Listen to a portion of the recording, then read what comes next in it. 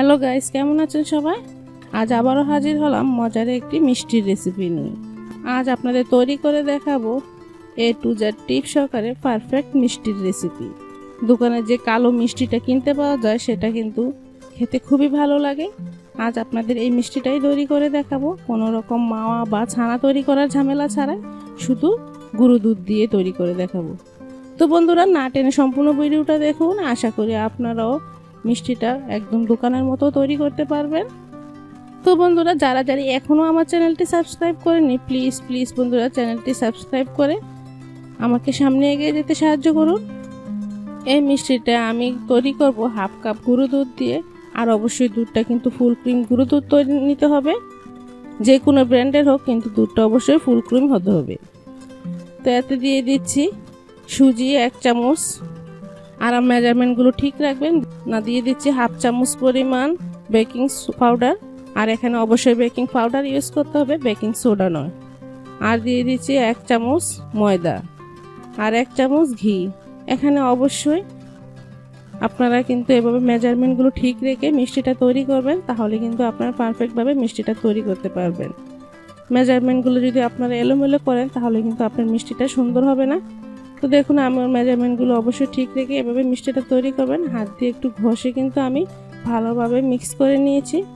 এখন আমি এরকম চামচের সাহায্যে লিকুইড দুধ ইউজ করব। লিকুইড দুধ দিয়ে আমি ডোটা তৈরি করব। তো এভাবে অল্প অল্প প্রথমে আমি 3 চামচ নিয়েছি, এভাবে 3 চামচ দিয়ে কিন্তু আমার ডোটা তৈরি হয়ে যাবে। তো দেখুন, প্রথমে একটু নরম দেখা যাবে। আপনারা যদি এভাবে একটু মাখতে থাকেন তাহলে জিনিসটা একটু স্টিকি হয়ে যাবে। তো দেখুন, এরপরে আমি একদম শেষ পর্যায়ে একটু ঘি দিয়ে এভাবে মেখে নিব। এতে করে কিন্তু আপনার হাতে বা বাটিতে বেশি লেগে থাকবে না, একদম চলে আসবে। এরকম নরমভাবেই কিন্তু মিষ্টির ডোটা তৈরি করতে হবে, তাহলে মিষ্টিগুলো আর ফাটবে না। আর ডোটা আমি কীরকম থিকনেসে তৈরি করছি তা অবশ্যই দেখে নিয়েছেন, আর এটা রেস্টে রাখার কোনো প্রয়োজন নেই। সরাসরি আপনারা এভাবে মিষ্টিটা তৈরি করে নিতে পারেন। তো দেখুন, আমি মিষ্টিটা হাতে একটু ঘি লাগিয়ে তৈরি করে নিচ্ছি, একদম গোল, কোনো রকম ফাটা দাগ নেই। আর বন্ধুরা, আমি অবশ্যই বলে দিচ্ছি কিন্তু আপনারা এরকম নরম ডোটা তৈরি করবেন, তাহলে মিষ্টিটা কিন্তু কোনোভাবেই ফাটবে না। তো দেখুন, একে একে আমি মিষ্টিগুলো তৈরি করে নিচ্ছি।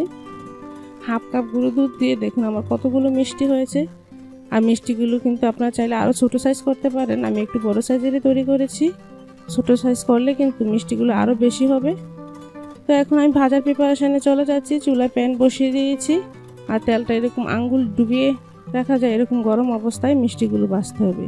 আর যে কোনো মিষ্টি ভাজার সময় কিন্তু অবশ্যই তেলটা কিন্তু একদম অল্প গরম থাকতে মিষ্টিটা দিতে হবে। আর চুলার হিটটাও একদম কমিয়ে রাখতে হবে। দেখুন, আমি আপনাদের হিটটা দেখিয়ে দিয়েছি। আমি কারেন্টের ইলেকট্রিক চুলায় আমি মাত্র 600 ডিগ্রিতে আমি ভেজে নিচ্ছি। আপনারা কিন্তু একদম চুলায় বা গ্যাসের চুলায় করলে একদম লো ফ্লেমেই ভাজবেন, তাহলে মিষ্টিটা খুব ভালোভাবে হবে। দেখুন, মিষ্টিগুলো কিন্তু ফুলে অনেকটা বড় হয়ে গেছে, আর নিজেই কিন্তু উল্টিয়ে যাচ্ছে। দেখুন, হালকা কালার চলে এলে আমি চামচের সাহায্যে একটু উল্টিয়ে দিচ্ছি। আর মিষ্টিটা বেশি নাড়াচাড়া, এই পর্যায়ে বেশি নাড়াচাড়া করার প্রয়োজন নেই, এভাবে হালকা একটু উল্টিয়ে দিলেই হবে।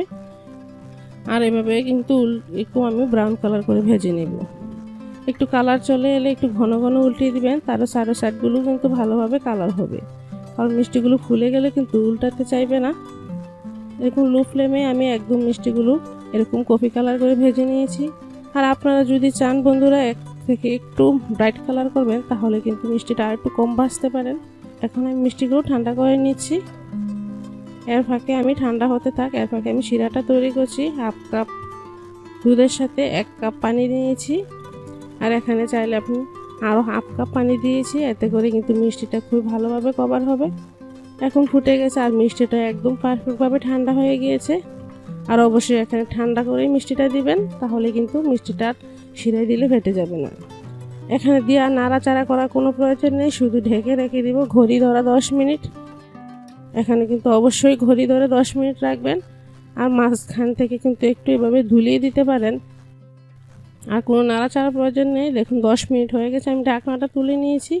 মিষ্টিগুলো ফুলে একদম রসে টইটুম্বুর হয়ে গিয়েছে। এখন একটু উল্টিয়ে দিব, আর বেশি নাড়াচাড়া করব না। এরপর ঢেকে আমি ঠান্ডা হতে রেখে দিব। দেখুন, ঠান্ডা হয়ে গিয়েছে মিষ্টিটা, একদম আমি সারা রাত রেখে দিয়েছিলাম। এখন চিমটার সাহায্যে তুলে নিচ্ছি। এরকম চাটনি মেখে নিয়ে এক্সট্রা যে মিষ্টি শিরাটা আছে সেটা আমি সরিয়ে নিচ্ছি, এতে করে আমি যে সাজাবো এতে অনেকটা সুন্দর হবে। তো দেখুন আমি শিরাটা আমি সরিয়ে নিচ্ছি। আর এক্সট্রা যে উপরে শিরাটা সেটা এভাবে আপনারা কিন্তু টিস্যুর সাহায্যেও মুছে নিতে পারেন, বা শিরা সহকারে যারা পছন্দ করেন তারা শিরা সহকারেও খেতে পারেন। আমি শিরাটা একটু মুছে নিচ্ছি, দেখুন কতটা নরম হয়েছে আর অনেকটা শিরা ভিতরে ঢুকে গিয়েছে, তাই আমি এভাবে শিরাটা মুছে নিচ্ছি। তো দেখুন এটা আমি সার্ভ করে নিয়েছি, কতটা সুন্দর হয়েছে।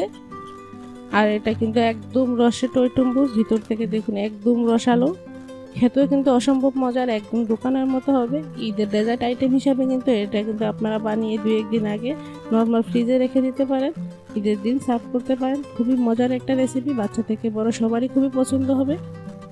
তো বন্ধুরা, আমার মিষ্টির রেসিপিটা যদি আপনাদের ভালো লাগে থাকে তাহলে অবশ্যই লাইক কমেন্ট শেয়ার করবেন, আর আমার চ্যানেলটি সাবস্ক্রাইব করতে ভুলবেন না। আজ এখানে শেষ করছি, পরবর্তী ভিডিও দেখার আগ পর্যন্ত সবাই ভালো থাকবেন, সুস্থ থাকবেন, টাটা।